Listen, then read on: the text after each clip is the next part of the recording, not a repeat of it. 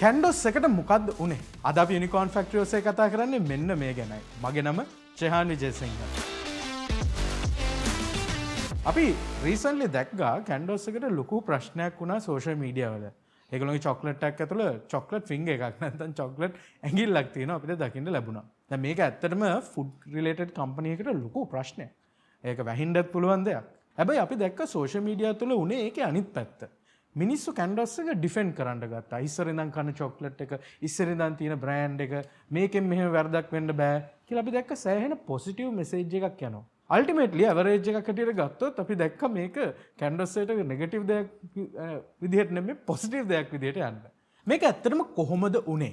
අපි මේ සයන්ස් එකට කියනවා බ්‍රෑන්ඩ් ලොයල්ටි කියලා. ඕගොල්ලෝගේ ප්‍රොඩක්ට් එකට බ්‍රෑන්ඩ් ලොයල්ටි එකක් තියෙනවා නම් ඕගොල්ලෝගේ කස්ටමර්ස්ට ඔගලොන්ටත් සෑහෙන ලොකු ඇඩ්වාන්ටේජ් එකක් ගන්න පුළුවන්.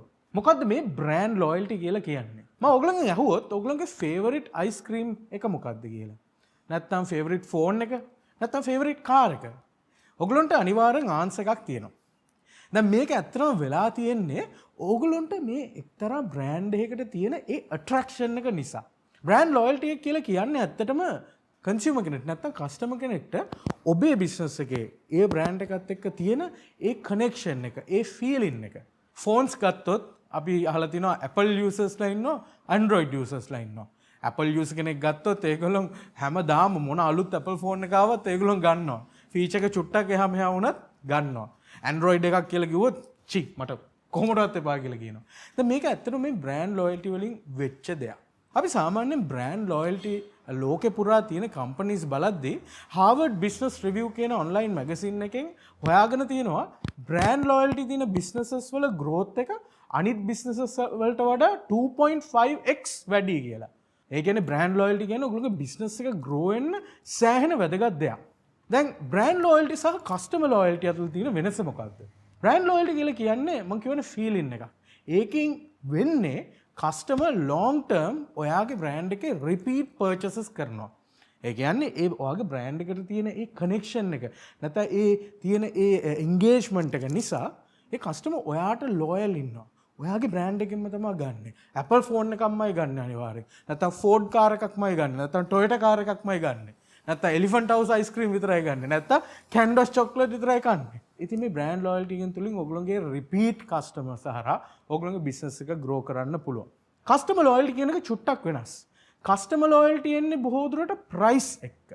ඒ කියන්නේ ප්‍රොඩක්ට් එකෙන් ඔයගොල්ලන් දෙන ඩිස්කවුන්ට් ලොයල්ටි ස්කීම්ස් හරහා ඒ කස්ටමර් ප්‍රයිස් එක බලලා ඔයගොල්ලන්ගේ ප්‍රොඩක්ට් එකට ලොයල්ටි එකක් එනවා. අපි ඒකට අපි කියනවා කස්ටමර් ලොයල්ටි කියලා. හැබැයි බ්‍රෑන්ඩ් ලොයල්ටි වල ප්‍රයිසිං එක වැදගත් නැහැ. බ්‍රෑන්ඩ් එකට ලොයල් කට්ටිය හිතනවා මේ බ්‍රෑන්ඩ් එකේ තියෙන ප්‍රොඩක්ට් එක ප්‍රයිස් එක මොන වුණත් ක්වොලිටි එක සහ සර්විස් එක හොඳයි කියලා. ඒ නිසා දිගටම ඒ බ්‍රෑන්ඩ් එක ඒගොල්ලෝ ෆලෝ කරනවා. ඉතින් ඕගොල්ලන්ටත් පුළුවන් හිතලා බලන්න ඕගොල්ලෝගේ බිස්නස් එකේ බ්‍රෑන්ඩ් ලොයල්ටි එකක් ඩෙවලොප් කරන්නේ කොහොමද කියලා. බ්‍රෑන්ඩ් ලොයල්ටි එක මෙෂර් කරන විදි තුනක් තියෙනවා මේන්ලි. පළවෙනි එක තමයි කස්ටමර් රිටෙන්ෂන් කියන එක. ඒ කියන්නේ කස්ටමර්ස්ලා ඕගොල්ලන්ගේ බිස්නස් එකේ රිටේන් වෙනවද? ඒ වගේම අප්සේල්ස් කරනවද? ආයෙ රීපර්චේස් කරනවද? දෙවෙනි එක තමයි කස්ටමර් ලයිෆ් ටයිම් වැලියු කියන එක. අර පළවෙනි එකට ටිකක් සිමිලර්. ඒ කියන්නේ කස්ටමර්ගේ ලයිෆ් ටයිම් එකේදී ඕගොල්ලෝගේ බිස්නස් එකට කොච්චර බෙනිෆිට් එකක් තියෙනවද? නැත්නම් ඒ කස්ටමර් කොච්චර ඉන්පුට් එකක් නැත්නම් වැලියු එකක් ඇඩ් කරනවද ඔයාගේ බිස්නස් එකට? තුන්වෙනි එක තමයි through customer satisfaction. customer satisfaction නේ මයින්ඩ් අපිට එක එක සර්වේස් කරන්න පුළුවන්. ඒ වගේ දේවල් තුලින් customer satisfaction එක අපිට මැනලා බලන්න පුළුවන්. ඉතින් මේ මෙට්‍රික්ස් තුනෙන් ඕගොල්ලන්ට පුළුවන් ඕගොල්ලෝගේ බ්‍රෑන්ඩ් ලොයල්ටි එක මෙෂර් කරන්න. බ්‍රෑන්ඩ් ලොයල්ටි කියන එක ටිකක් කාලයක් යන දෙයක් ඩෙවලොප් වෙන්න. අපි බැලුවොත් ගොඩක් අපේ ඔළුවට එන බ්‍රෑන්ඩ්ස් සෑහෙන කාලෙක ඉඳන් බිස්නස් එකේ ඉන්න කට්ටිය. ඉතින් ඕගොල්ලෝ හිතලා බලන්න ඕගොල්ලෝගේ බිස්නස් එක අලුත් වෙන්න පුළුවන්. පළවෙනි දවසේ ඉඳන් මේ මෙන්ටැලිටි එක තියෙන්න. හැබැයි මම ඉවර කරන්න කලින් most important point එකක් කියනවා. අලුත් ව්‍යවසායකයන්ට කියන්නේ මේක සෑහෙන වැදගත් දෙයක් තියෙනවා. ඒ තමයි බ්‍රෑන්ඩ් ලොයල්ටි එක එන්න කලින් ඕගොල්ලෝගේ ප්‍රොඩක්ට් එකේ ක්වොලිටි එක සෑහෙන හොඳ වෙන්න ඕන. ඒක 100% තියෙන්න ඕන දෙයක්. ඕගොල්ලෝගේ මාකටිං වලට කොච්චර වියදම් කරත් වැඩක් නැහැ. ප්‍රොඩක්ට් එකේ නැත්නම් සර්විස් එකේ ක්වොලිටි එකක් නැත්නම් හයි ක්වොලිටි එකක් නැත්නම්. ඒ නිසා ඒක ගැන හොඳට අවබෝධ කරගන්න. ඉතින් මම හිතනවා ඔයගොල්ලෝ අද මේ වීඩියෝ එකෙන් අලුත් දෙයක් ඉගෙන ගන්න ඇති.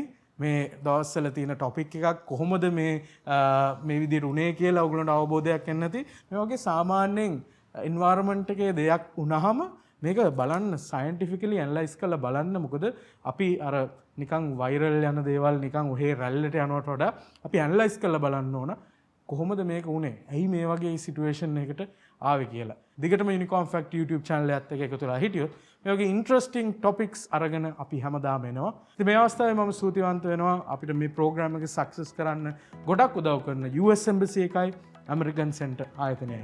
දිගටම යුනිකෝර්න් ෆැක්ට් YouTube channel එකත් එක්ක එකතු වෙලා ඉන්න. subscribe කරන්න කරලා නැත්නම් like කරන්න, වීඩියෝ එක share කරන්න, යාළුවන්ට යවන්න. ඉතින් අපි තවත් ඉන්ටරෙස්ටිං වීඩියෝ එකකින් ඉක්මනින් හම්බ වෙමු.